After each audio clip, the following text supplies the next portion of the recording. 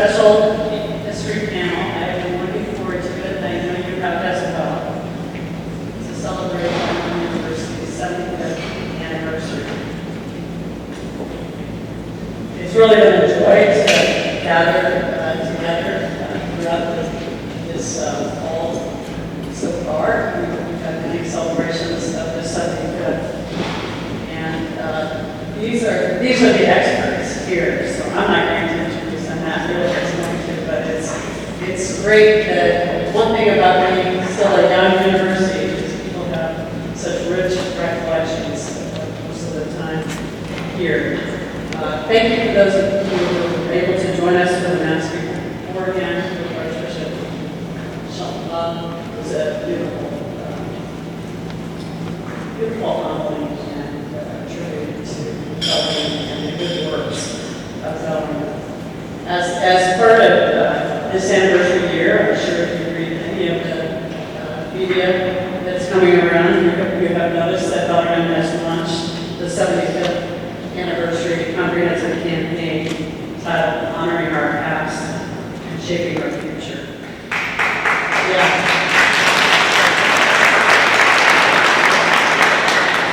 And we want to ensure that the next 75 years are just as full as the last 75 years. So I encourage you to join us in that very important effort. Now please sit back, enjoy the conversation, and join me in celebrating Bellarmine's rich history and bright future. Turn it over to Matt.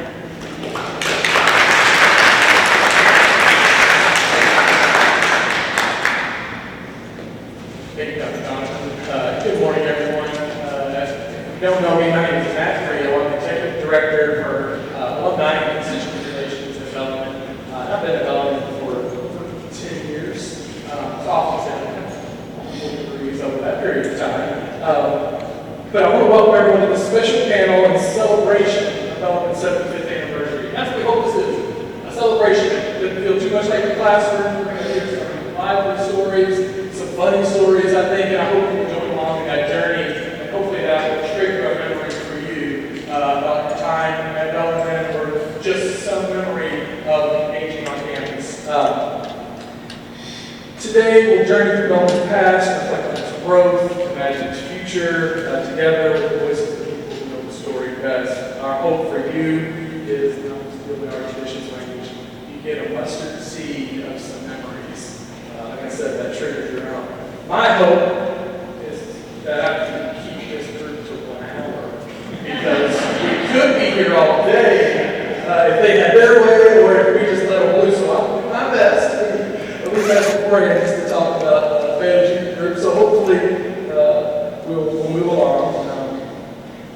Also want to say we could fill this stage or this room with people to tell the story about alumni, friends. We also have lost many that can tell that story maybe better than any of us. So just want to acknowledge young people that aren't here today to tell that story. Hopefully we remember some of those as we talk. Now, honestly, this panel needs no introduction, but indulge me as I go through and tell you a little bit about them joining me on the stage. First, we'll start with our youngest graduate, earliest graduate, Mr. Bob Pfaadt, class of '63. Bob is a professor emeritus of history at Bellarmine University, where his career spanned more than 4 decades in both administrative and academic roles. A proud Bellarmine graduate with a degree in history, he was an active student leader. He served as chairman of the student senate, sports editor of Concord, and member of the baseball team. He later pursued graduate studies in biography and Russian history at Arizona State University. Bob returned to his alma mater in 1969 as a part-time instructor and went on to serve Bellarmine in every era of its evolution. Bellarmine College, Bellarmine Nursing College, Bellarmine University, as well as under all 4 university presidents. That's a respect. In 1976, Dr. Gene Petrie appointed him Dean of Admissions and Educational Services, the first of many leadership roles he would hold during 24 years in administration, including vice president. Following his administrative tenure, Bob devoted 20 years of full-time teaching in the history department, offering 7 different courses and mentoring generations of students. Upon his retirement, Bellarmine recognized his extraordinary contributions by naming him Professor Emeritus. Please welcome.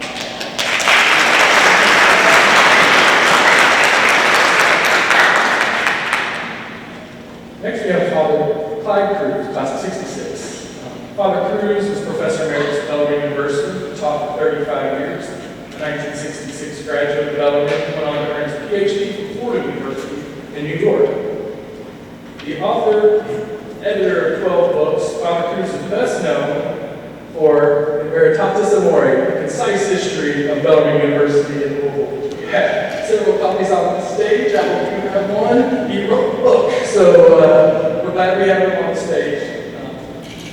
Ordained to the priesthood in the Archdiocese of Louisville in 1973, he later served a decade as Bellarmine's official historian and co-founder of the Louisville Historical League.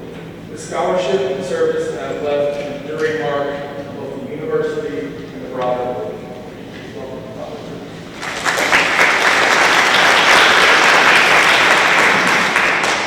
Next is Sister Jean Ann Pfaadt, class of 1972. Sister Jean Ann Pfaadt is the president of the Ursuline Sisters of Louisville. Currently serving her second term of leadership, a graduate of Bellarmine University College with a degree in sociology. She also holds a master's in religious education and a certificate in scripture from St. Conrad School of Theology. Sister Jean Ann's ministry has been deeply rooted in education and service. She spent 2 decades teaching at former Angela Marisi High School and at Sacred Heart Academy before serving as development coordinator at Shiloh Area Ministries. She has brought her expertise and personal perspective to numerous boards, including Bellarmine University, Sacred Heart Schools, and the Catholic Education Foundation, Sales High School, and St. Lucie Health Society. Sister Jean Ann offers a unique perspective on the years leading up to and through the historic merger between Ursuline and Bellarmine College. Her voice reflects the Ursuline legacy of education, faith, and service that continues to shape the university's mission today. Her interests extend to political engagement. She completed a sabbatical internship at Network, Catholic Social Justice Lobby in New York, and she remains devoted to her Pittsburgh seniors. Please welcome us.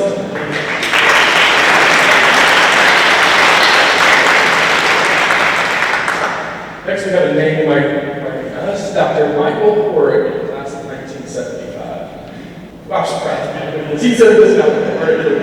In 1975, the Courier Journal, Louisville Courier Journal, reported Michael K.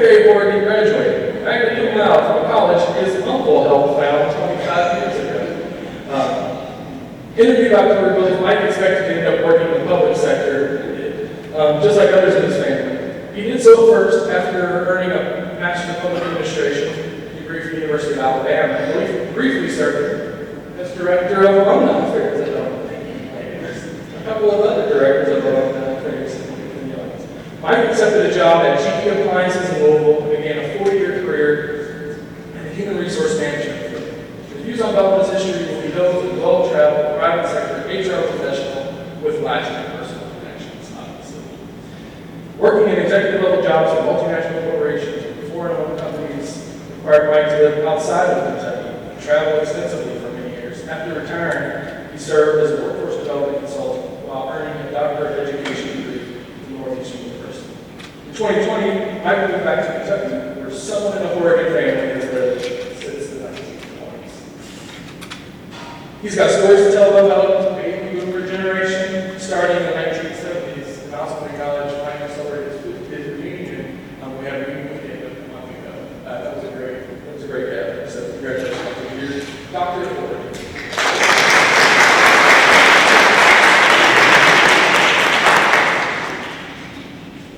And finally, we have Dr. Patricia Carver.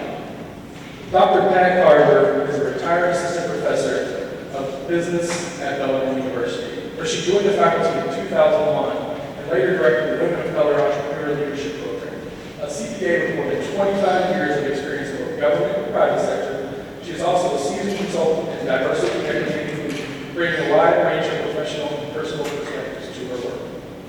During her 2 decades at Bellarmine, Dr. Carver not only educated and mentored students, but also experienced firsthand the university's transition from the McGowan presidency to the Dominican years, giving her a unique vantage point of institutional change. Her contributions have been recognized with Bellarmine's William T. Miles Award and through the naming of the Dr. Patricia Carver Center, which supports students' belonging and success across the university. Dr. Carver is a graduate of the University of Louisville and holds an MBA and a PhD in leadership higher education from Bellarmine, and remains an active community leader through service on several nonprofit boards, including our board of directors, and I'm so gracious to have her every day. She is also a proud wife, mother, and mentor. Dr. Patricia Carver.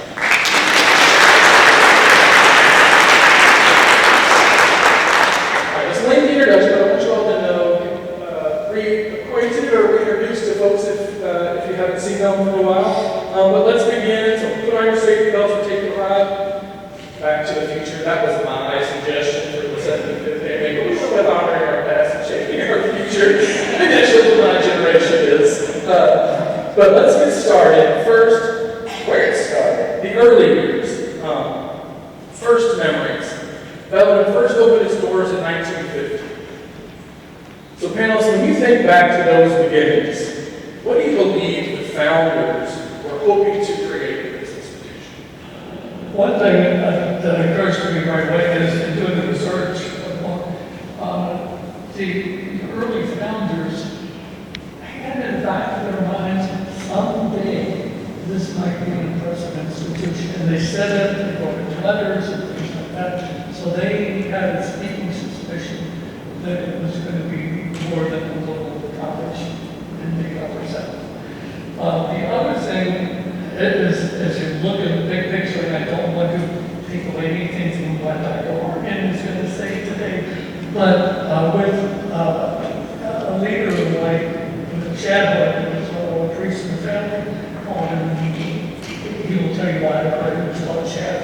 But when Archbishop Flores chose a man like that, that gave some indication of what was going to happen.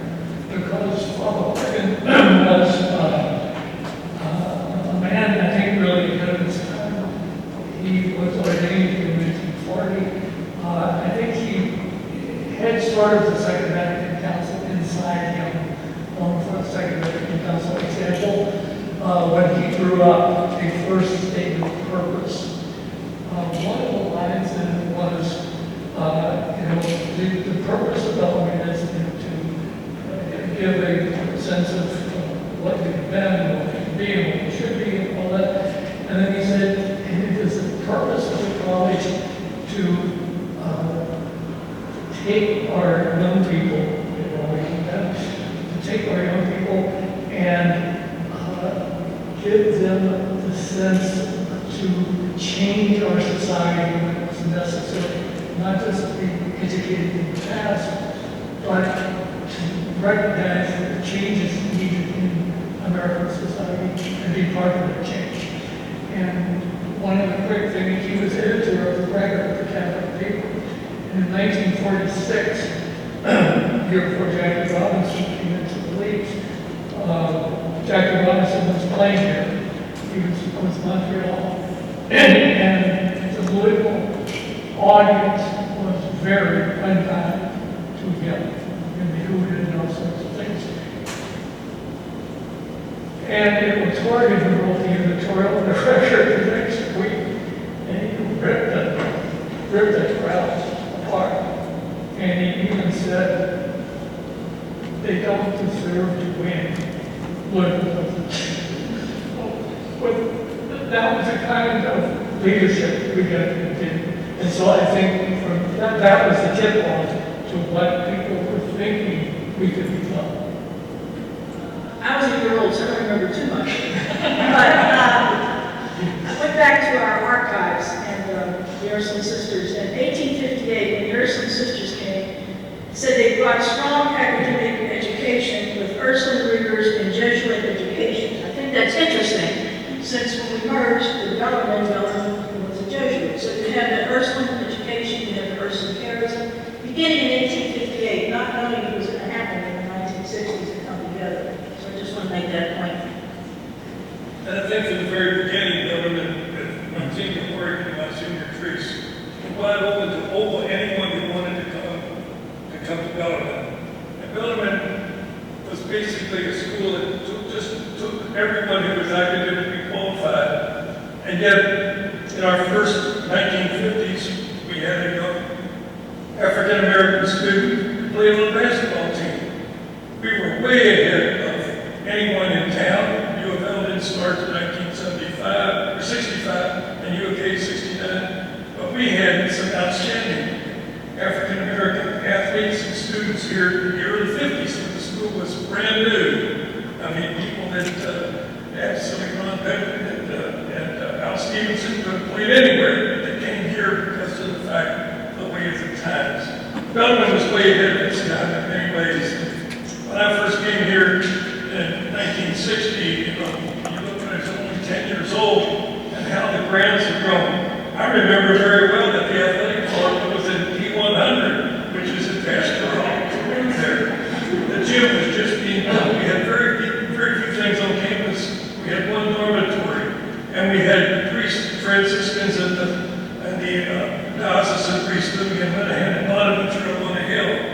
And who could ever forget? I mean, people like Father Hillary Godcraft and Father John and Father Clancy, that basically fixed everyone's life.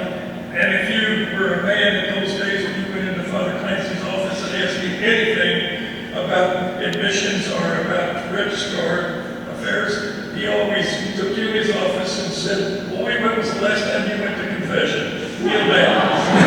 And he put school and we all went to confession. It was those days. It was a very interesting thing. I remember Mass being served, said every morning, every day at 11 o'clock, which is now the Horrigan Hall, but it was on the second floor. And it was a very interesting thing. And I remember serving Mass in Franciscan Bonaventure Hall up there for Father Hillary Godcraft. Those things they put this place together and they made it what it is today. Speaking from an idea of actually forming an institution, it's hard to get to build trust. Any early challenges that were met in the first couple decades, and pre-merger, that's a whole other conversation we'll get to. But any early challenges, setting up a school, hiring, creating grounds? Well, for openers, the doors was famous. We didn't have any doors in the beginning. Opening day, that during the first week of classes, there were 14 on campus and faculty. We saw that at the end of the first year, there's letters from Father Horrigan to the Archbishop Flores saying we now have $200 in the bank and we have a $3,000 payroll coming up. So those were hard times, and that's Southern what it was like in the beginning. From the one building to the Nazi 33 years down. But everything's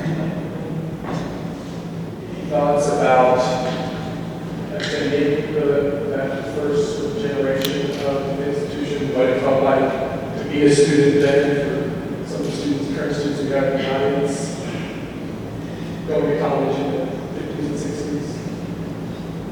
I can remember when I first came here, and one of the jobs I had was to talk to alumni about what was their Bellarmine experience. And they always came back with the idea, there's two things they remember that kept getting in my mind, was the faculty, because of their what they did to help them make them what they are today, and the liberal arts. I'll never forget him. I mean, it was in the first grade class. He later became president of Arby's across the country. And I asked him, I said, what made it? He said, well, I had a great CPA and I had great teachers like Bob Fitzpatrick and Windmill Bowles. He said, but what really made me today when I realized once I got into this job was the liberal arts. Thank God I had music and history of art. And those things have made me what we are today. And I think the liberal arts have served so many people without it. And I think even our medical doctors and people and lawyers and everything all realize what a wonderful aspect the liberal arts are and how they have served so many graduates. I've heard that from so many graduates over the years that they'll say, I didn't want to take the test, and I didn't want to. Now I wish I decided to read more tests. And that sense of that plus the family aspect and the faculty, commitment of faculty to students, and really take them as if they were kind of like family. And I'm still getting this somewhere, and people come up to you and say, oh,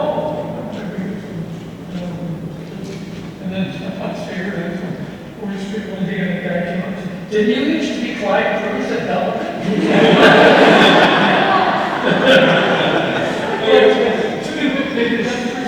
But they did have that deep sense of the faculty really cared about it. And if there's some way I'll tell you something more, Mahoney stories about And I do still hear those stories today of just the smaller classes, the size, the care. That word comes up a lot. Bethany, I was talking about today, the care, students, faculty, staff, and I think is what makes this place develop a difference, makes this place special. Matt, let me toss you one thing real quick. I don't really talk about Mark Mahoney later things at different times. But just recently, I talked to a student who's now my age, and he said, you know, when I went to Bellarmine, I said, we came from a pretty poor family, we didn't have television. And he says, I wanted to take what was then called sunrise class that they have on WBETV, you know, where you go to class on TV at 6:30 in the morning. And he said, I don't want to take this class in Egyptian history. But he said, Dr. Mahoney, but we don't have television. And oh! So that's what she looked, you know, where you're all smart stuff. And she said, you know, this leave my door open here, you come up to my apartment and you watch my TV. And that's what he like to go. He said, you know, it was kind of amazing. I hear her in the bathroom, in the bathtub, and all that kind of stuff. And then she, you know, she would just get ready, she'd fix her breakfast, and she'd go out the door and to open for her 8 o'clock class. He said, be sure to lock the door, please. That's family. Well, as we, like I said, I'm committed to this long as we can be here all day. As we think moving forward into the future, the growth and change of the institution, from its inception to how we got here today, right? As Bellarmine grew, certain moments really shifted its direction. Looking back, what decisions or milestones do you see as turning point in the university's history? I was a student during the transition. I went to Ursuline College, I went to Bellarmine Ursuline College, and my degree says Bellarmine College when I graduated. There are 2 quotes from St. Angela that makes me think how this all came together. She said, according to times and circumstances, a need arises and making rules, do something differently and do it prudently with good advice. She also said, if you stand united in one heart, you will be strong in adversity. So those 2 things kind of go together. As I said, I was in the transition. My first year was Ursuline College, was all the classes. The second and third year, we had Bellarmine and Ursuline. We were gathering classes at Bellarmine and having classes at Ursuline. And then some of us remember the bus. Classes went back and forth, and the students went back and forth to the classes. I would think that the first counselor at Bellarmine Ursuline was Mr. Burns Lefkoe, because he heard a lot of frustration and concern with the changes of the classes in both places. It was a good experience of learning each other, who we were when we went to classes, and men and women would switch back and forth in various classes.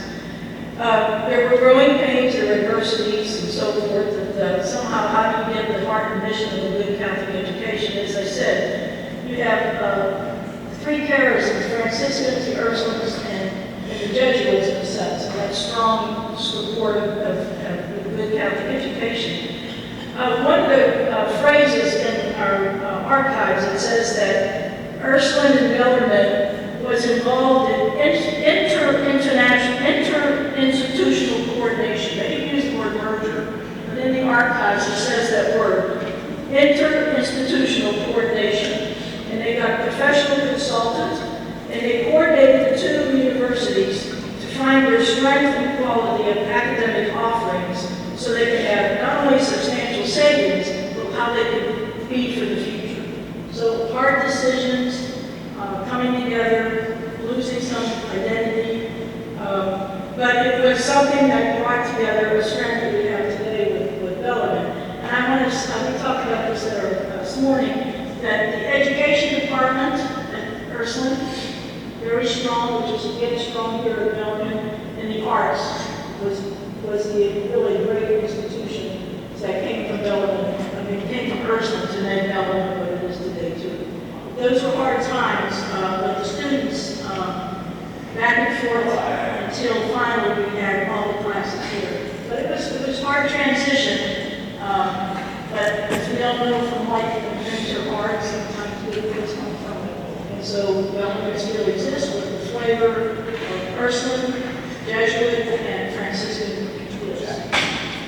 So not only does the structure of the institution change, but as you see from some of these aerial photos, the look and feel of the institution changed from, as Bob described it, the initial existing buildings to what we walk around and see today. Any thoughts or reflections on how those came to be in campus transformed? When I was first here, there was just 3 buildings: Patricia Hall, the administration building, and the Heights Hall. And then in the middle of my college years, they started to develop a newer Patricia Hall. And then they added the Center for Students, which I think effectively did. There was a student center, a student area, very small building, you know. But that helped the students become more connected, I think. And also, more students were being able, who were local students, were able to be living on campus. And that created a sense of more of an unity, too. First I should add, I see a few students in the back. Trust me when we tell you the food service and the dorms are a lot better. Indescribably better. Okay, again, that's basically this reference. Father Clyde literally wrote the book on the Shadow Institution. And these are available for Christmas gifts. That's what's right. Okay. No, that's my plug. Let me kind of be a bit of a transitional analyst for you. I arrived here in 1972. I graduated in 1975. By the time I graduated, Bellarmine was already in the midst of, I'll call it an evolution, for lack of a better term. The decisions that have been made by its leaders about racial integration, chronicled in the book, you should know more about the history of that, the construction of the facilities, which we've alluded to. There weren't credit cards back then, but so it got done nevertheless.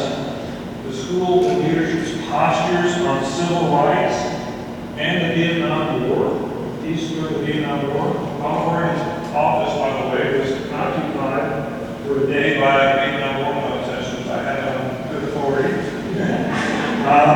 Peacefully, I think this is on that. And of course, the merger with Ursuline had consequential impacts on the school's visual mission, for sure. Its financial viability, which I'll touch on briefly in a minute, and its place in the local community going forward. I would say having lived through that period, and I can say this, Dr. Oliver about it, that the Patrice took this institution as far as they had to take it in their time. The time they worked with the sisters, they had a challenging task, and I feel like reading today, if I can allow to characterize their leadership era, they were servant leaders. Okay? They were not professional education administrators. That came later. They got this institution as far as they could take it, and look where it is now. I was here I worked for Dr. Pfaadt, and my 1 year's alumni director here. I can tell you his style of leadership was pragmatic leadership, and if you know what the word pragmatic means, you are have an emphasis on solving problems. Right? He had problems to solve. And I can honestly agree to that. I've worked for Dr. Pfaadt. But there were a couple of things that made Bellarmine struggle in the 70s. First was the introduction in 1968 of a junior college here at Louisville. In 1970, the University of Louisville, which was a metropolitan college, went to becoming a state college. And people don't realize that from 1950 to 1970, the tuition at Bellarmine and U of L was exactly the same. And then U of L, because their tuition was higher than the other state schools, kept staying at that tuition for 8 years, and Bellarmine had to grow. and all of a sudden that put us in a very difficult thing with it financially. Dr. Petrie was unbelievable. He was a physicist, and he told me when he hired me, he said, I always want to think I always want you to try to outwork me. Jack Hanshaker thinks he does, but he doesn't. But I always want you to think you are. I want you to think you are. He developed some 5-year plans that we finished in 2.5, 3 years. He was a man who told me that he says, if you're going to make a proposal, just make it two pages. I don't remember words, but I never forget a number. And for God's sake, make sure it's doable. And that's exactly the way he operated. And he got us going, and he pulled the whole thing together. And I don't think we could ever go any further without talking about the fact that he pulled into the Board of Trustees some of the big movers and shakers of this community. Wilson Wyatt, in this building here, named him a tremendous man. When we built this building here, he said, I'll help fundraise this, and by gosh, we'll do it within 6 months, and he did. He paid for this. The Catholic Church never paid for any of this, $1 in the Catholic Church for any of these buildings that Dr. Petrie came up and we put up here in 1984. We got it from the Norton family, we got it from Wilson Wyatt's fundraising and the like.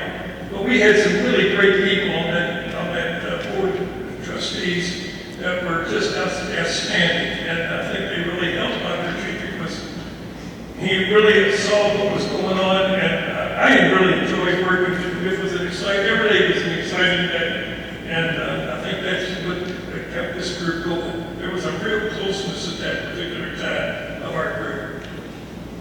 Well, he was very friendly, but in the development, and you've had cocktail parties on that, come up and say, good evening, how are you? He'd say, go work the crowd. I'll tell you a sad story. When I was being the bishops, I came here, I had given Friday a list of everyone who had applied that week, and also had to make sure on that list who were their parents and what was the occupation, hopefully, of that parent. And when he went out into the community, he would actually say to people, well, I understand your daughter just applied to government. And in fact, people would go, oh my God, how did you know that?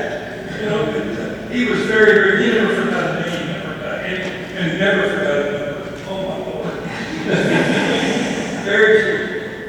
Well, taking us through that timeline from the inception of the school, the idea of the creation of the school, board of leadership to serve the leader to create space for that Catholic education to take root in higher education, to Father Petrie coming interinstitutional coordination and all of that, that happened with the merger. I'm thinking Dr. Carver's business school and one of Dr. McGowan's final projects, which was the last campaign to develop a Centro and business school, made campus look different. Bringing us up to today, we talked previously like the development of the institution internally. It's not a building, but the rise to Division 1. Dr. Donovan's leadership really will change the look and feel of the institution. We are in this next campaign, the 75th campaign, of shaping the future. That will have an impact. It already has, looking at our enrollment numbers in this year, etc. So thoughts on maybe recent history, the development of Central, the new look business school, and D1 as a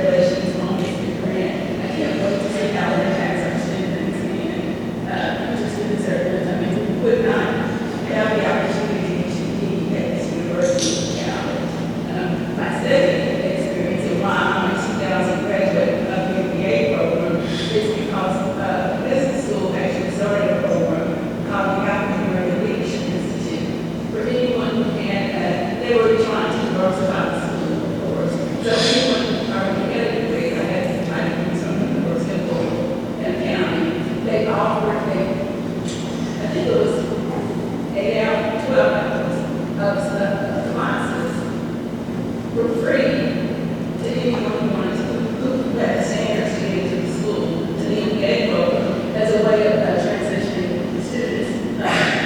students of color to the university. And so that was my experience, and that's why I think maybe out of that class, it's probably 25 people in the class.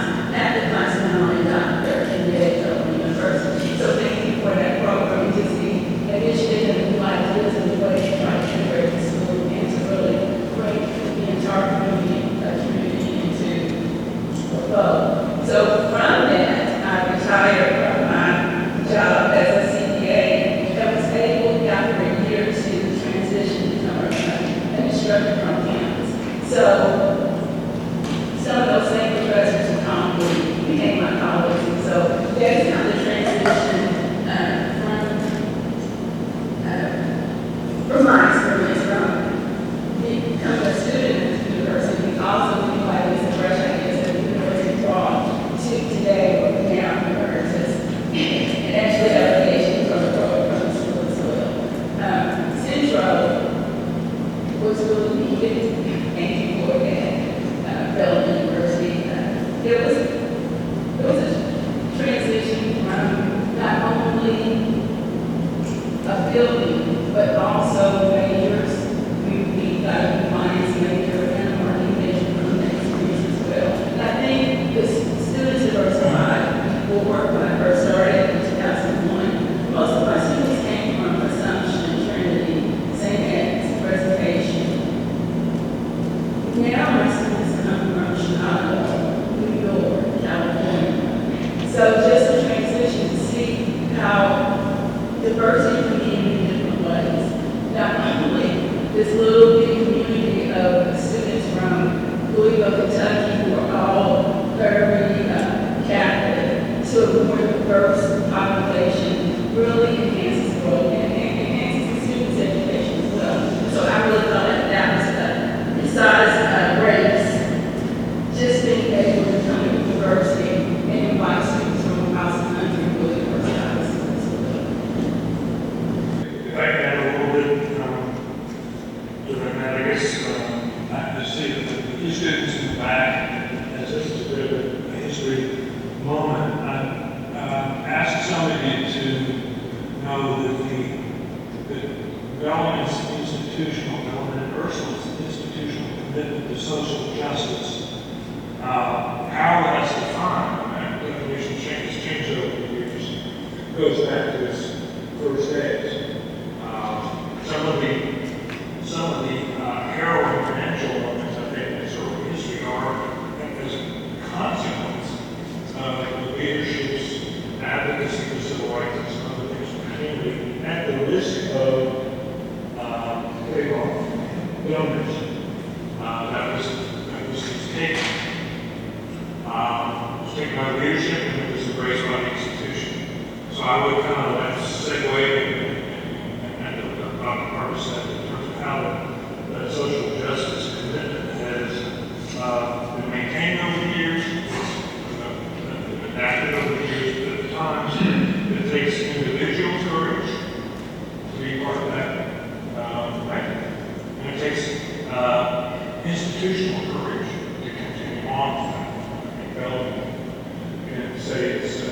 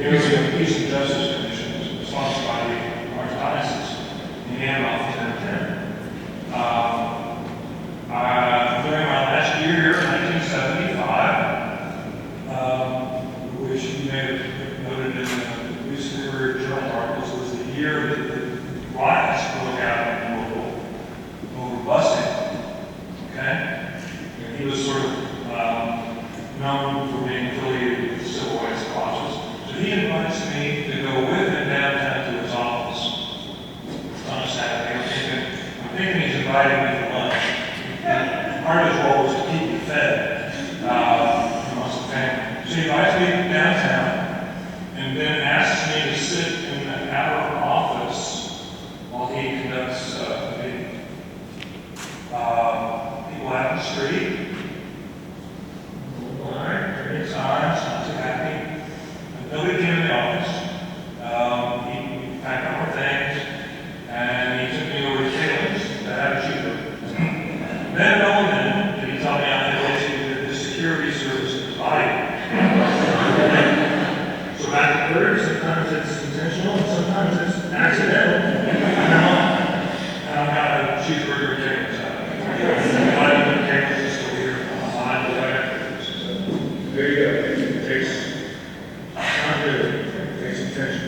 That reflection too is important for the artists because we say in our mission statement, we cut across socioeconomic, cultural, racial boundaries, and this is a reflection of how we as our sisters see justice and social involvement and decision making. You're going to get invited.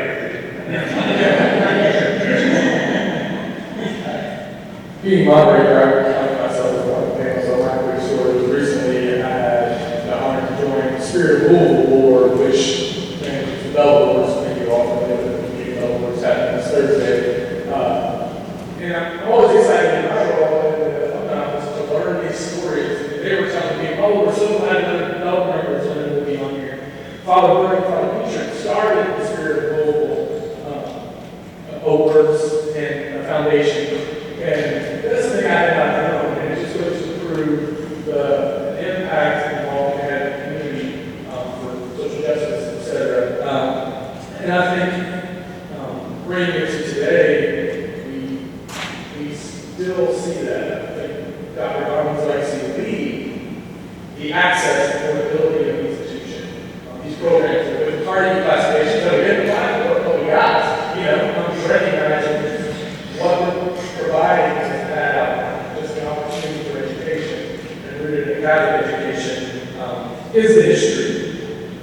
And I think it inspires the merger that we saw 50 years ago. Another piece of that when I was here was the Vietnam War, which is very controversial too. And Father Zoller always led a group of us on the hill where everybody, the old administration building. Every Friday afternoon we had prayer service. And I remember the time that the Kent student was killed. And it was so close to us. The college student was shot and killed in the demonstration. But again, it was because of how we believed the importance of being part of society. But, Vietnam War, even coming to prayer services was kind of controversial.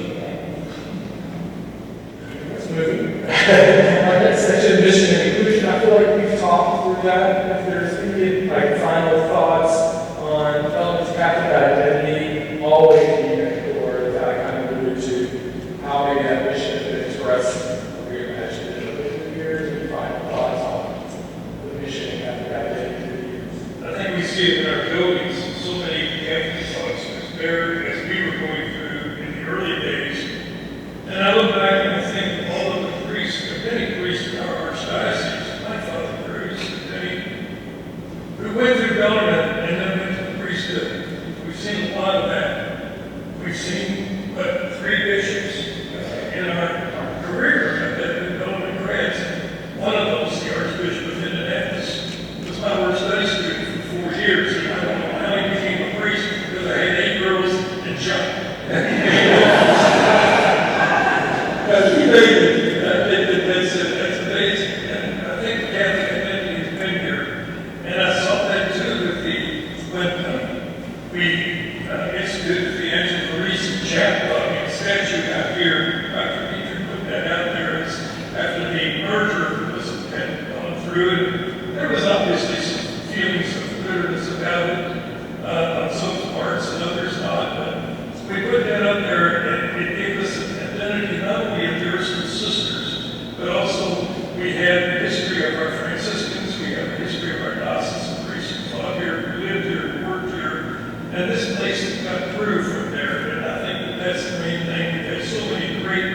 great examples. And I remember when we had a time at one time that every one of our classrooms had cross in it. Every one. And then when we had a renovation of the building, we took everything out, repainted it, forgot to put the crosses back up. Until Sinsky came along and said, we need to put crosses back in those rooms. And I think I've never forgotten that. It's something very good. My students, two have become archbishops, one Chuck. One has become bishop and one has become abbot. And I've always marveled at how anyone slipped through. But, the places brought over a lot of leadership. That's the point. And speaking of leadership, I'd like to mention before you carry the Larder Mahoney. Everybody's got this special person, but Margaret was the first woman professor who stayed with that one for 1 year before she came in 1958 and loved that career. Margaret was when she came to Montana Maggie, and she was the one and only. The great stories about Margaret, the bookends, when she began teaching in 1958, the snake story. This is the John the snake story. The first day of her teaching, all male school, they thought, oh, we got this woman teacher, we're going to take care of her. So the second day she came in, and they had put a snake on her desk. And they thought she was going to run screaming, and she was a Montana girl, and she knew the snakes, and she knew what was snake and what wasn't. So she just picked up the snake and put it in the pocket. Oh, right now, and they never bothered her again. And then at the end of her career, when she left teaching development, she was in her 80s, and she was leaning on something in the classroom, and she fell over. And she kept on teaching from the floor. And two guys rushed, one of the students rushed to pick her up, and she just kept on talking over and she kept the lecture going. So that was our Margaret, which is one. And then the word about Wade Henry Hall. Okay, Wade was our Alabama boy, and Wade could take like a thermostat. He could turn up the accent when he needed to, and turn it down when he needed to. And I'd love to tell you, I know we don't have time, I'd love to tell you some of my Wade Henry stories. I'm sure some of you have some too. But the one and only, and Wade did the book before this one, he did, well, I think he did some Henry stories. Great stories. I worked with Dr. Mahoney, and unbelievable woman. I had her as a student, 6 different courses, and she helped me get into graduate school. And actually, the guy that I worked with at Arizona State was one of her classmates when they did their PhDs together. I got to know her, I worked with her, and it was always amazing. The student said, this woman comes in with her purse, sits down, starts talking, and it's never going out. And I wondered, how in the world did she do this? And then when she comes in the next day, she starts exactly where she left off the last sentence. Mid-sentence. It was unreal that she did this.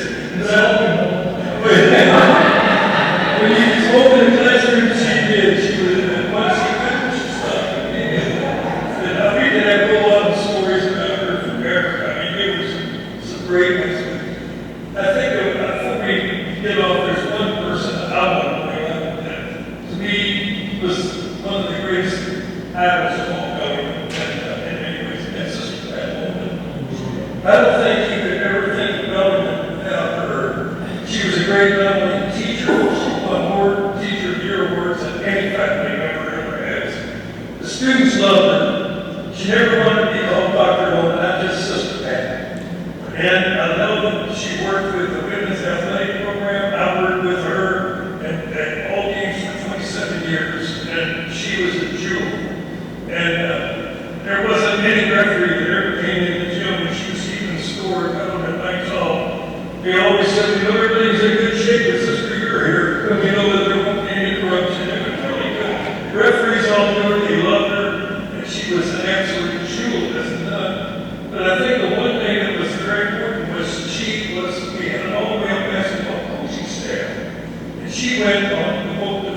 almost every boat trip with the women's basketball team.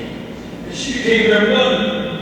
And my daughter's roommate was a basketball star, and she was not deaf. She came to Bellarmine, and she said, after she used her, she said, you know, I have two mothers, my mother at home and Sister Pat. And I think that says a lot. Sister Pat was absolutely unbelievable, and one of the greatest women I've ever met, and certainly one of the kindest, most gentle, and most unbelievable lover of Bellarmine that ever could be Sister Pat. And one other thing we got to mention, this office in Hawkins, Yes. who was the first dean for 20 years for assistant.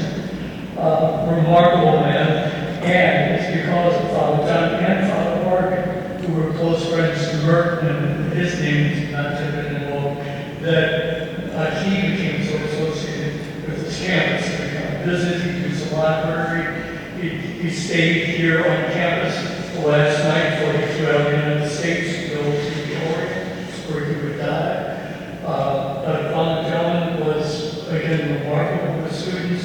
He was the kind of person, they called him steel guys, and he would kind of frighten you when you see him look at me. he was a take-care, a very, very kind man, but sharp and again in the area of social justice, very, very powerful and very outspoken. But again, the Merton connections to the cosmos, and then we have the major international connections working out here. Again, for the students who are in these spaces are aimed at these individuals that are here, so now it's like, oh, that's why I saw this at five. Father Henry was another one. People who didn't know Father Henry was absolutely he formed another council which brought these schools together. Nazareth, Thurston, and Bellarmine. The student councils all met together. We were all 15 of us. There were 5 boys and 10 girls, 5 from each school.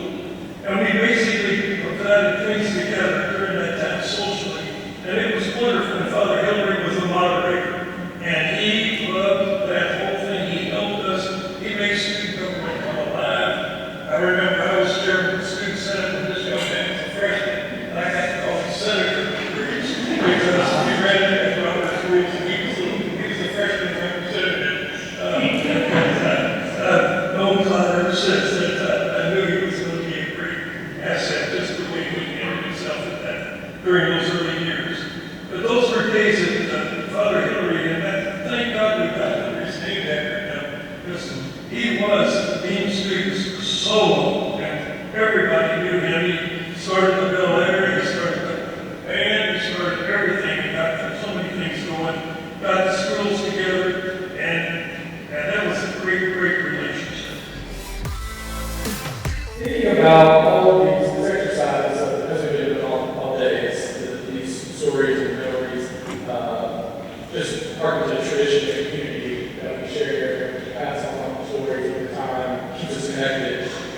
Even as a college or as a university, it manages to keep this real sense of closeness. What do you think has helped preserve that? What tradition or what activities? I'd like to go back to the eras of the 3 eras, the Jesuit, the Ursuline, and the Franciscan. I mentioned some of that already. But I think there's deep rootedness there that keeps us going. I also think the whole sense of a welcoming spirit that we talked about before, that Patricia talked about, that's important. The sense of justice, but also the sense of ethics, how the students get involved in society after they graduate. And not only that, but during this time when they're here, the sense of service, I think, is part of the DNA of government, of reaching out to society, but also how we see how important it is as they move forward and what contribution they give to society. It's not just after being a graduate, past that. And there are some groups, certainly not that we may talk about, but this is the Bellarmine's 3rd college that the Diocese of Louisville founded. The first 2 were down in the Bardstown area, St. Joseph's and St. Mary's, in the 1820s. And the Civil War put an end to one of them for a while, and they came back, and it lasted until 1880. 1889, St. Joseph's. And then St. Mary's burned down 3 times the lifetime. Students burned it down in the 1830s. So those who were found in dialysis, and remember that one of the Ursuline, one of the sisters said very delicately, when we started our college, the bishop was kind enough to give us $2,000.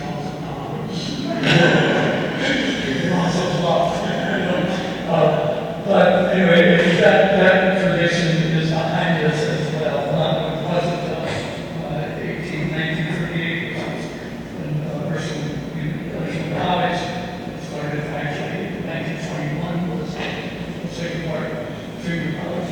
But behind all those, of course, the ancient Greece, 400 years of tradition, there's a long tradition going back here, and those Kentucky colleges. This always startled me. They were here in the 1820s, 20 years before any Catholic college existed in the Northeast. I mean, I was surprised my Florida people. Florida didn't start in 1941.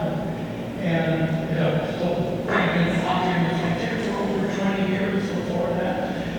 So that tradition then you go back to the universities and Catholic tradition.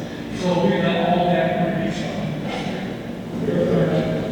And I'm not sure how respectful will be at the right time, so I will find out a brief comment here with spending my time associated with that, and that is there's been a constant value here to respect tradition. In all terms, and I would say that continued, I can theme this through Dr. Gallen's years, which, if you're doing leadership studies, would be probably best characterized as transformational leadership years.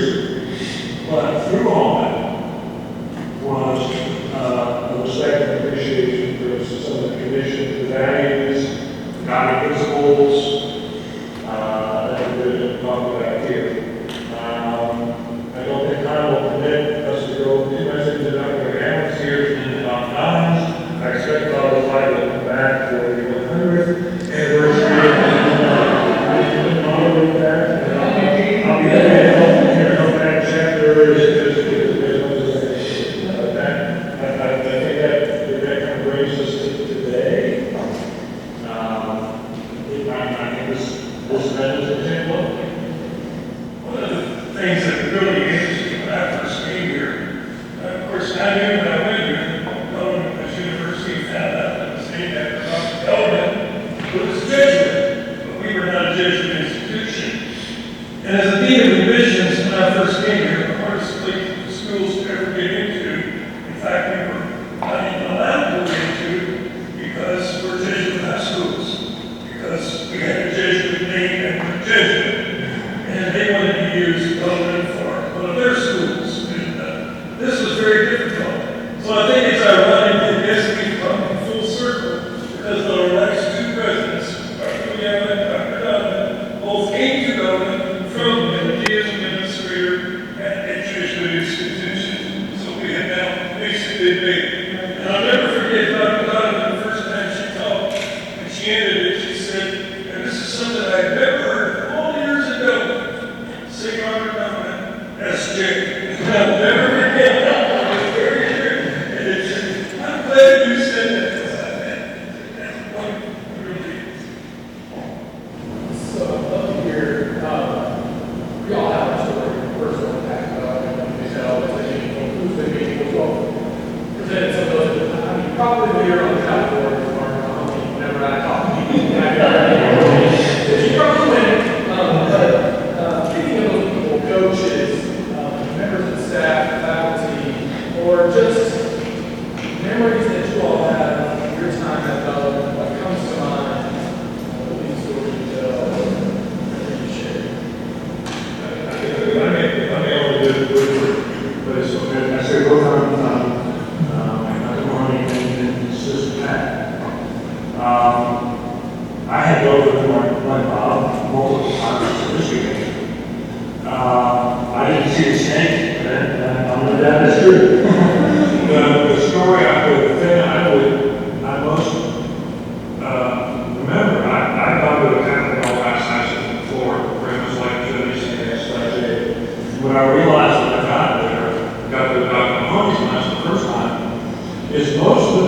us being Mexicans had never had a woman teacher.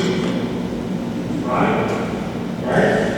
All the teachers, you know, back then, were in high schools were teaching to their own gender.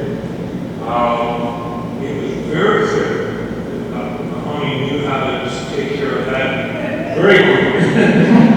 And I must say that equally clear is Sister Pat knew that they both had control of the classroom for otherwise untrained, I'll speak of adolescent males in very short order, and then they got a very, very good teachers. Yeah. My senior year, they changed, we used to have comps to go to graduate, but they changed the comps and they started this interdiscipline senior comprehensive seminar.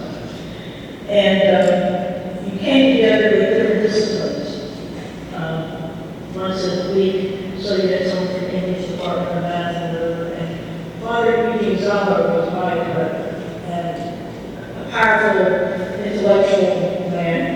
But it was so stimulating. We examined issues in depth from other disciplines. Then we had to write a major paper and share it with each other. But the way Father Zappa taught, I think inspired me to go into theology myself. The way he, just how he presented it was, like I said, very spiritual and intellectual at the same time. I really appreciate it, as a professor. And being able to be in an interdisciplinary experience. I think one area that we not have mentioned up here today, certainly a big role in development history, is the athletic department and some of the great people that have been there, starting with even Eddie Weber, and then certainly Jim Spalding, Jim Bible, and go through all the ones that were there, Charlie Just, and also the fact that development basically became its first really notoriety came being known as the Bellarmine women's basketball ways in the 80s and 90s. And we were constantly going to the NCAA tournament. And it was good. The athletic department has given us not only a name and a nature of what's going on. We had some great athletes here and some wonderful graduates who still talk about the days they come here all the time. One of them's even here today, Louis Norman. And certainly the other thing that we certainly realized this year, we have had great championships. And we've had division II championship in basketball. But we had also great academic championships as well. We had the Montreal championship in 1998. And then we had the dance team in 2015 winning the national championship. And I think those kind of things have become nationally known. And Dr. Donovan has taken us to the new legacy of Division I. And that changed. I know when Clyde and I did this book on the very Baptist Memorial, and I wrote the whole section of the athletic department. The last words I put on there, and the best ejected up. I didn't realize when I wrote that was the history of government up to Division I. Because very next year we went to Division I, and the best ejected up during this time. So thank you, Dr. Donovan, for what you've done on that. I was just mentioning Jack Ford, some of you remember, philosophy professor, great man, went on to become president of the Congress in Baltimore, and came up here. And then while we're thinking about, great graduates, that's when you look at the impact government has had in the community. I think we've had 20,000 graduates over here in 2 schools. And if you try to think what this town or what this area would look like without development influence, it would look very different. I got an embarrassing that there's this John who is responsible for the encyclopedia of the encyclopedia of Kentucky, and he's got his name as a development graduate in history some time ago. You can duplicate it in just about every field, and both here and in farther field. And then like I said, then I will shut up. But you remind me of talking about taking exams and stuff. We used to have everybody had to take written exams to get out of this place. And so you had to take a comprehensive exam. It was 2 3-hour written exams. And my year, one was in your major and one was a generic thing. Father John wrote the generic question. The poor faculty had to read all these. And apparently there were people who didn't get the diploma because they didn't pass. But the year of 1966, Father John's question was, you open your envelope and it said, you're supposed to bring all your different classes into next week. And it said, water, comment. Scary as hell. They had to sit in 3 hours and write, English water, and it's pretty easy, but some of the stuff was pretty confident. So my personal impact is a little bit different. My impact was a student on campus. When I started working here, not MBA, after I got my MBA in the precision here, there weren't that many students of color, and there actually weren't that many black males on campus, and so it was more black females. And I became the advisor of the black student. And because of that, when I did my dissertation on black females who went to private, predominantly white institutions. And I won't get into the topic of the specific topic of the paper, but because of that, I was fortunate enough to have a lot of my tuition paid for because I was an employee here. And I wanted to give back to the university, and I wanted to give back in a way that was going to impact students of color on campus. And so that's why I donated money in order to help the Dr. Carver. At the time, we started to talk about inclusion.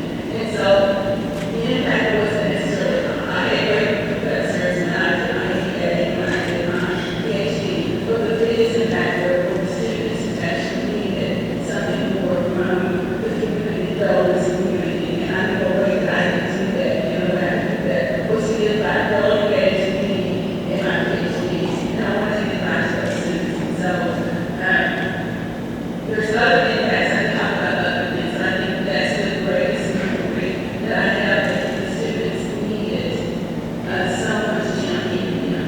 Not that other people weren't, but I felt like that was a good way for me to champion the students. And so that was the personal impact and the personal impact that the students had on me.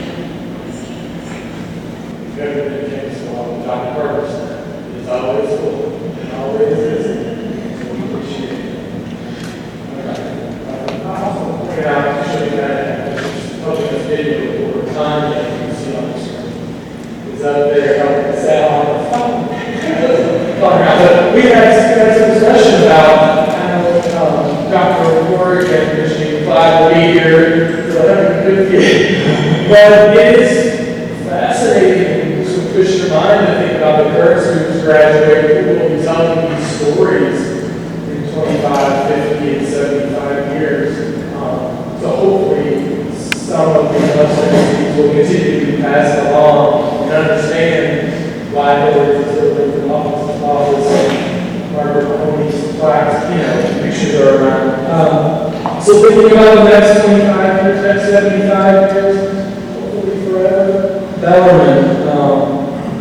What lessons do you think Bellarmine should carry forward? And I'll just help them to keep us moving with, if you could give advice to the students as well,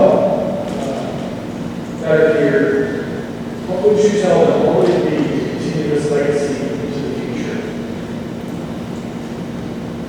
So I say traditions are great, but sometimes we need to move out of the way and let life get started. So that's what I'm going to in mind.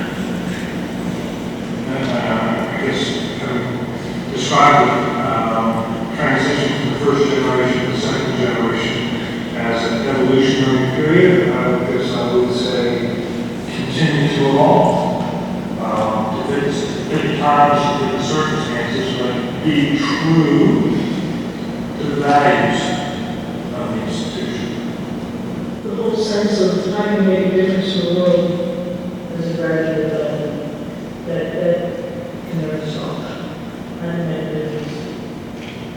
And just to bring in the development ethos for students who are here now and to carry it forward. And strange word to use, but reading it. My last semester teaching, I had a student who came up at the end of the first day of class, we go into the syllabus, and she said, "Do we have to read a book?" Yes. And she said, "A whole book?" Yes. And she said, "I'm not a major." I said, "Boy, you're some teacher." And I dared my time that when I was a freshman at Pfaadt, we had to read 15 books in our first semester of history. I think she told on the floor, but they were really afraid to me. And what even if you're listening to the pods and everything else, don't be afraid to, and then bring in all the numbers. I think you're right, Clyde. Reading is one of the biggest concerns that you have, especially books that you read so deeply and read through that way, and reading in a different way than what you did. But none of the students will always do well. I really do believe it.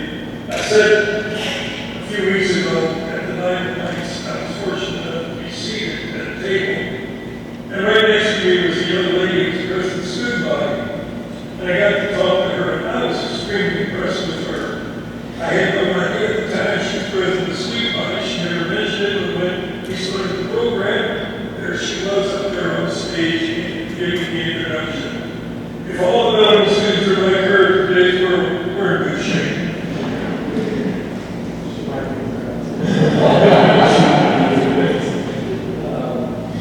Well, I hope we've done some justice to honoring the past.